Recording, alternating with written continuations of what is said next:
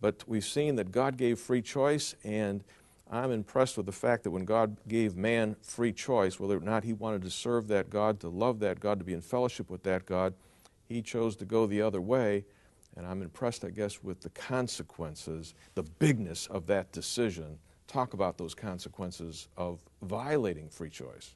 Well, the consequences are very simple. You can either go the right way or the wrong way. You can will the good of the creature over that of the Creator and end up in misery and ultimately in hell, or you can will the good of the Creator over that of the creature and end up in heaven. Remember C.S. Lewis' famous line, there are only two kinds of people in the end, those that say, "Thy will be done, O God."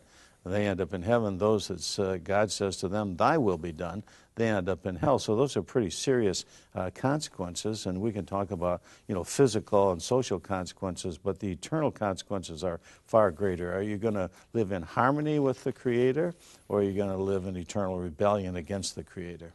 We're actually trying to defend God's reputation in this program in examining the problem of evil, right? That's right. It's called theodicy, which means how can we justify God in the light of the problem of evil? Yeah, and I mean, every time something bad happens in the world, it's very interesting that people say, that shouldn't happen.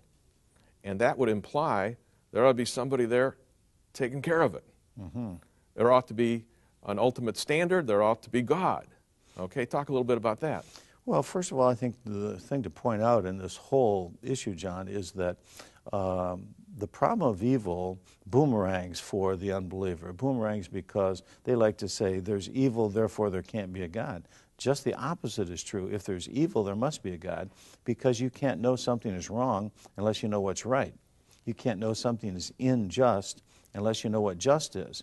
And you can't certainly know that something is ultimately unjust unless there's an ultimate standard of justice. But God is the ultimate standard of justice, so you have to posit God to attack God, arguing in a circle. Yeah. Define the God that we're talking about, that we're defending.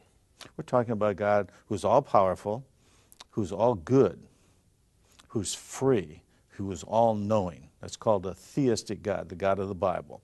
That kind of God is not only a problem in the face of evil, but it turns out he's the only solution to the problem of evil. Why is he the solution and also the guarantee that evil is going to be taken care of? Because if he's not all-powerful, you can't be sure that he'll overpower it. If he's not all good, you can't be sure that he has the desire to do it. And if he doesn't know the end from the beginning, then you're dealing with somebody who's fumbling along in history and doesn't know how it's going to come out.